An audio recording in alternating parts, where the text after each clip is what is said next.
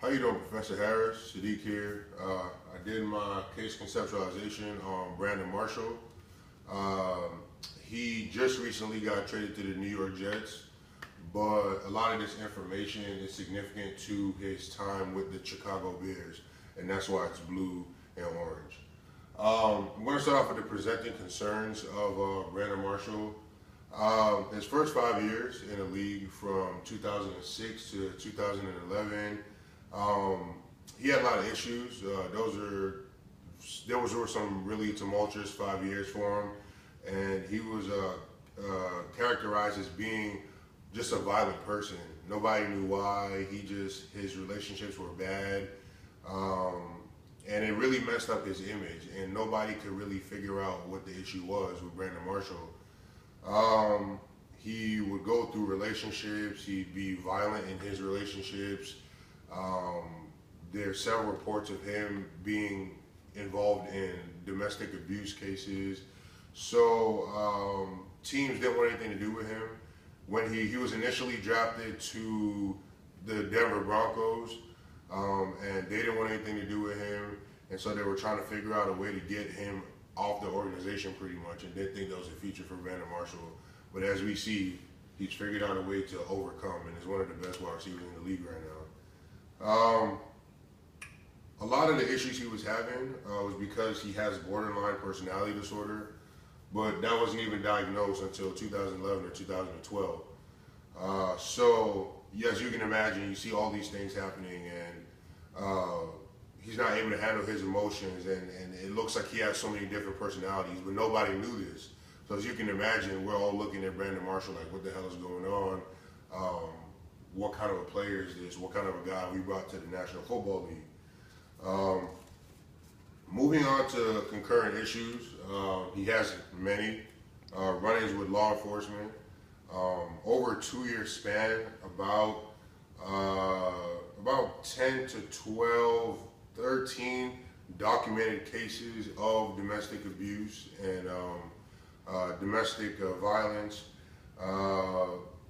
A bunch of those times, police officers going to his house.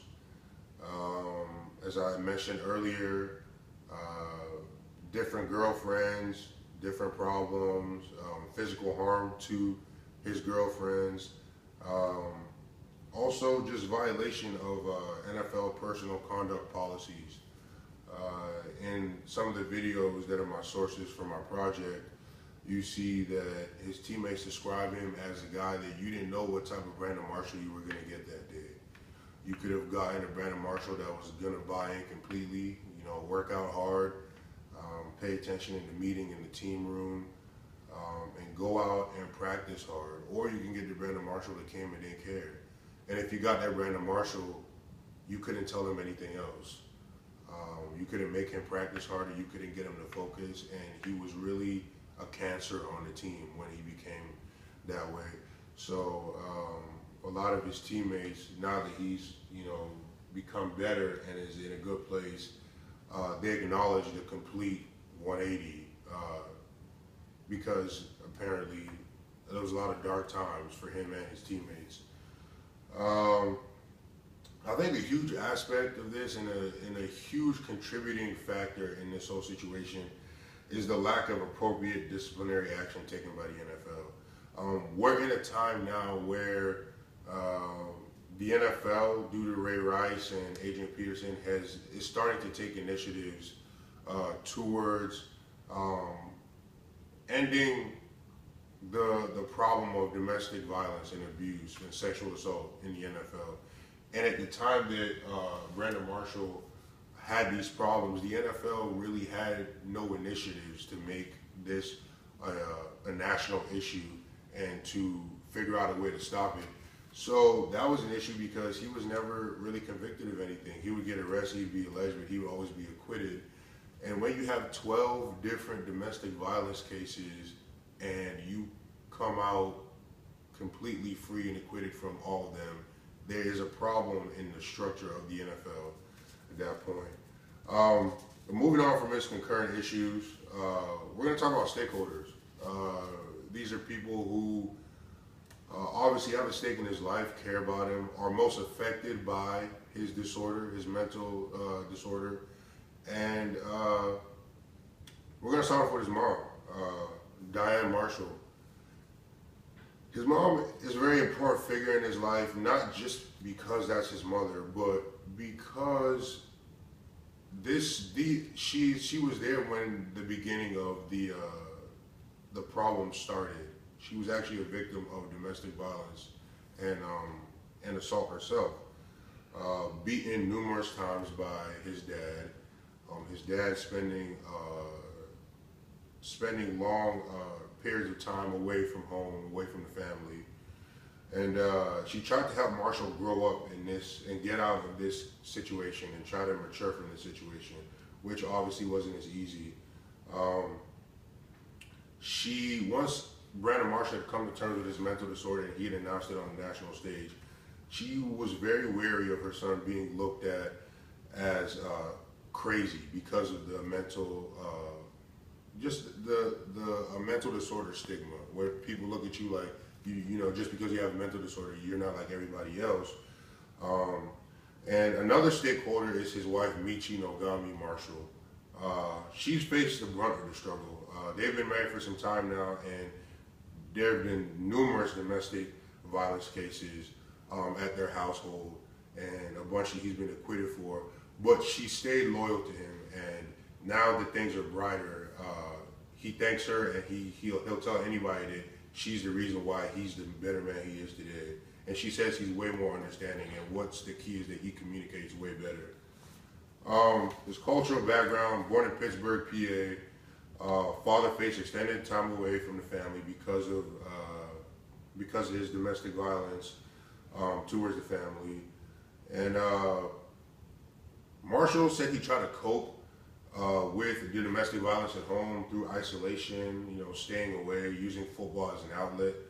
And he often mentions how he felt depressed, and he always felt like there was always baggage on him. And he said early in his life he would see himself often yelling and screaming at people for no reason at all, and he felt justified in doing so. He said that's the only way he knew how to handle his problems, and that because of his past and because of all he had seen as a child, that's really all he knew, and that was the only appropriate way to handle any situation. We're going to get to the counseling aspect, and there's obviously a lot to break down and unpack with Mr. Marshall, but we have to start off with cultural competence. I think a huge thing is using this cultural competence idea that deals with the capacity to interact with other cultures through cultural knowledge, cultural awareness, cultural sensitivity, and cultural action. It's important to use it so we can understand Brandon Marshall in the context of his life. I think that we can only be successful in helping him once we have that taken care of. And within that cultural competence idea, we need to use a strength-based approach to counseling, which means we would build on his assets and focus as little as we can on his deficits. This disorder does not define Mr. Marshall, and so in helping him through this cultural competence scope, we must always let him know that, and always have him, we must always understand that the disorder doesn't define him, and it is actually just a result of the cultural context from which he comes from. And we should also tell him that too.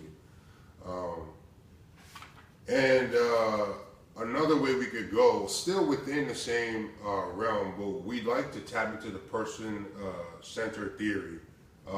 We like to espouse the person-centered theory by Carl Rogers, who is a renowned psychologist in his own right.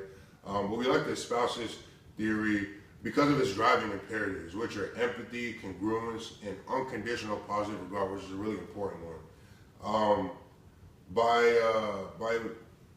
By using this theory, we help Marshall understand himself better.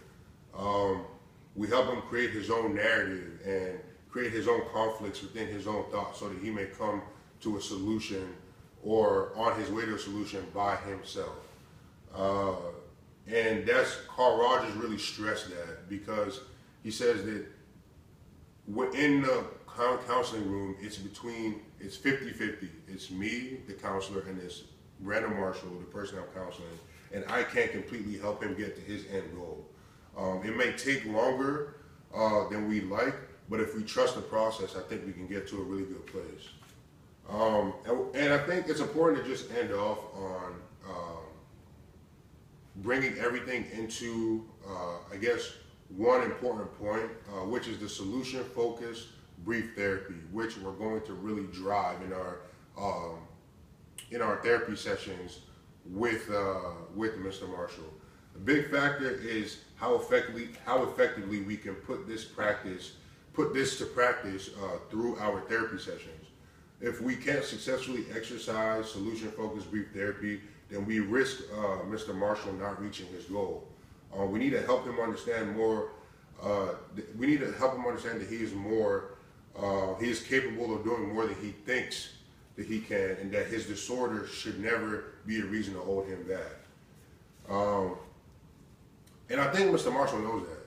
He hasn't been in an infraction since 2012. He's becoming the face of mental health awareness in the NFL, and he's using his platform of football. He has two websites, one called projectborderline.org and the other called brandonmarshall.com. And he's even taken $1 million out of his newest contract to fund mental health research in the United States. So I think he's well on his way, and we're just here to help on that course. Thank you.